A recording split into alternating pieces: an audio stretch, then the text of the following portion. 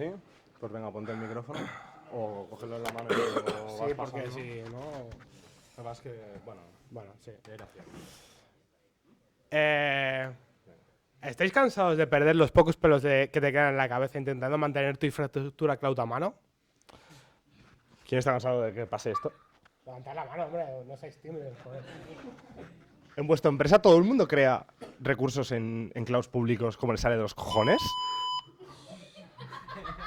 ¿O no os pasa?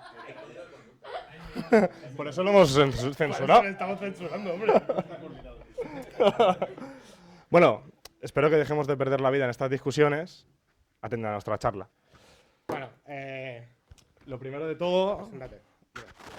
sí. Lo primero de todo es presentarnos. Yo soy Ariel Amor, trabajo en el departamento de backend de SCRM, como otros compañeros que también han presentado. Yo también trabajo en SCRM con Robert, que está por ahí escondido, y soy Javier Torrecilla. Y bueno, lo primero, dar las gracias a todos los patrocinadores, que si no, no habríamos podido tomar desayuno, comida, el evento, etcétera. Y a todos vosotros también por habernos habernos acompañado en esta sesión. ¿De qué vamos a hablar hoy? ¿Vale? Se supone que en nuestra sesión os vamos a hacer una introducción y una apuesta en toda la profundidad que hemos podido, en el tiempo que tenemos, de qué es Terraform, para qué sirve, en qué nos ayuda y ciertos casos de usos que vamos a mostraros hoy. ¿Vale? ¿Lo he dado?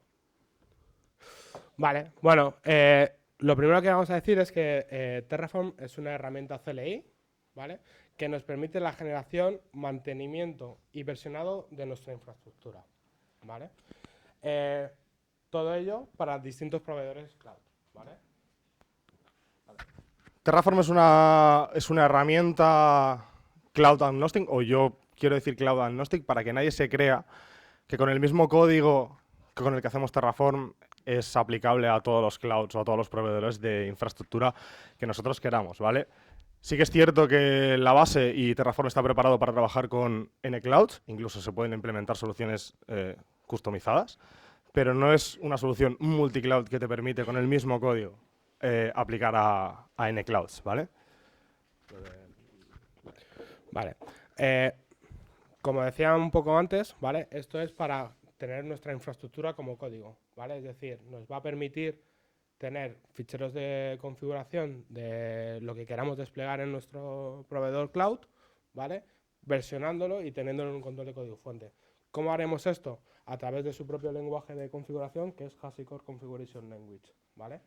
Y Ariel os va a contar ahora el tema del estado. El primer detalle y más importante de Terraform es que Terraform es una herramienta que mantiene un estado de la infraestructura que tenemos desplegada, ¿vale?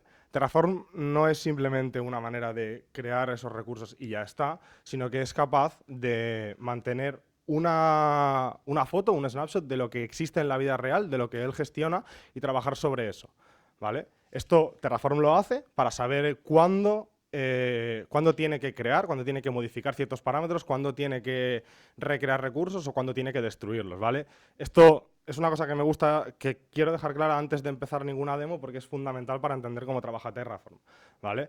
Terraform, cuando nosotros definimos recursos o definimos cosas que queremos desplegar en los clouds públicos, donde sea, lo que hace es generar una serie de datos, que es un JSON, que luego si queréis podemos ver, que va a representar todo lo que hemos hecho con Terraform en la vida real, ¿vale? Y va a tener registrado exactamente todo lo que tenemos, todos los recursos que hemos creado con él, y a partir de ahí va a saber trabajar. Además de eso, Terraform, el Estado también lo utiliza para guardar metadatos de los recursos, para entender el grafo de dependencias que creamos con él, que también veremos luego, ¿vale? Vale, vamos a hablar de algunos de los comandos básicos para empezar a trabajar con Terraform, ¿vale? El primero y más importante es el init, ¿vale? El init lo que hace es definir la parte básica de nuestra infraestructura, ¿vale? Y se baja los módulos, que os explicaremos más adelante, que vas a querer desplegar en el proveedor cloud, ¿vale? En nuestro caso haremos todas las demos contra Azure, ¿vale? Pero también existen para también existen para Amazon, para Google Cloud, etcétera, ¿vale? Y entre otros, o sea, hay muchísimos proveedores cloud, ¿vale? El siguiente paso, el siguiente comando sería el plan, ¿vale? ¿Qué va a hacer el comando plan? Va a mostrarte los recursos que se van a generar con respecto de tu estado anterior, ¿vale? Como comentaba Ariel, tenemos un estado que es cómo está ahora mismo tu infraestructura, ¿vale? Es decir, pues yo tengo un grupo de recursos, tengo un app service, tengo una function, tengo un insights, etcétera, etcétera, ¿vale? Todo eso es la foto actual, ¿vale? Si tú has hecho cambios con respecto a la infraestructura, ya sea agregar o quitar recursos o modificarlos, ¿vale? El plan te va a mostrar qué está cambiando, ¿vale? Para saber un poco lo que vamos a hacer, ¿vale?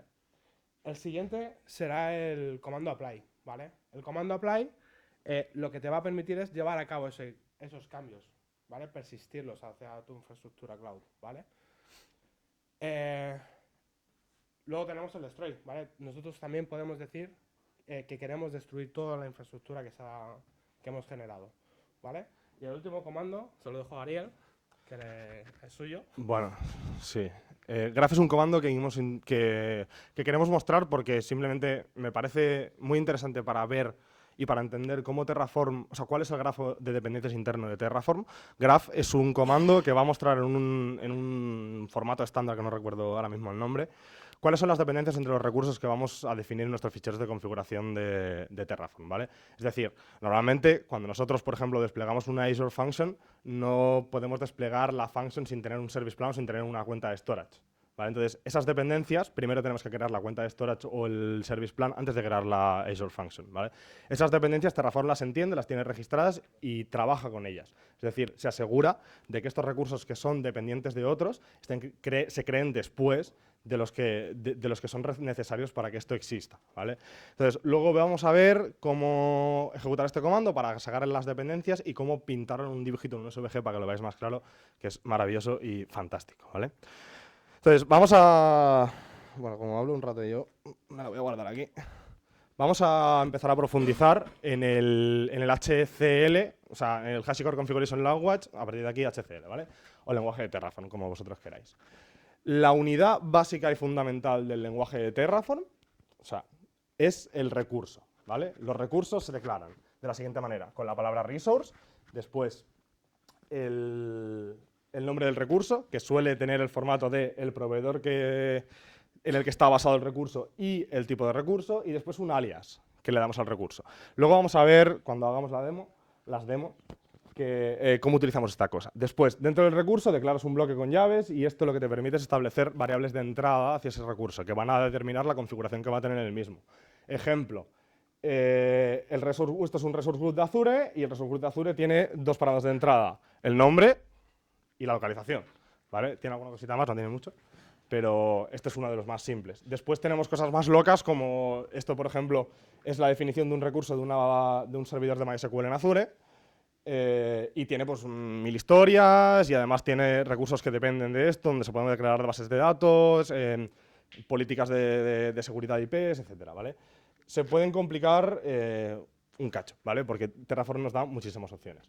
Entonces, una cosa que tenemos que tener muy clara cuando trabajamos con Terraform también es que cuando nosotros declaramos un recurso, escribimos un resource de lo que sea, con el alias que sea, con los parámetros que sea, en nuestro fichero de configuración de Terraform, eso implica nuestra voluntad de que eso exista, ¿vale? Suena muy tonto y suena muy simple, pero hay que tenerlo muy claro, que cuando nosotros ponemos esto en un fichero y le hacemos apply, eso se va a crear en un cloud. Si nosotros lo modificamos, se va a modificar, y si lo quitamos, se va a borrar. Y esto es muy importante, ¿vale? Si borras algo, depende de lo que sea, te puedes cargar muchísimas cosas. Ejemplo mío, el otro día, y Luis puede recordarlo seguro, modifiqué sin querer el nombre de un resource group, ¿vale? De un entorno de development. Que, bueno, no pasa nada tampoco. De los 7 entornos que tenemos, ya ves. ¿Qué pasa? Todos muchísimo, sí, sí. Bueno, entonces, cuando nosotros modificamos ciertos parámetros de un recurso en Terraform, el provider que utilicemos, que en este caso es Azure, va a dictar el plan de cómo se va a modificar, cómo se van a aplicar esos cambios que acabamos de hacer, ¿vale? En el caso de cambiar el nombre de un resource group, lo que hace es borrar el resource group y volverlo a crear, porque no hay manera de hacerlo de otra manera, ¿vale? Eso implica que todos los recursos que tenemos de Resource Group se van a la puta mierda, ¿vale? Y entonces, y entonces lo perdemos absolutamente todo, ¿vale? Eso es importante de tenerlo claro cuando trabajamos con Terraform. Si declaramos algo en el fichero, lo borramos, todo eso hay que saber cómo funciona y cómo trabaja con el estado, ¿vale? No van. Espera, vamos a hacer la primera demo.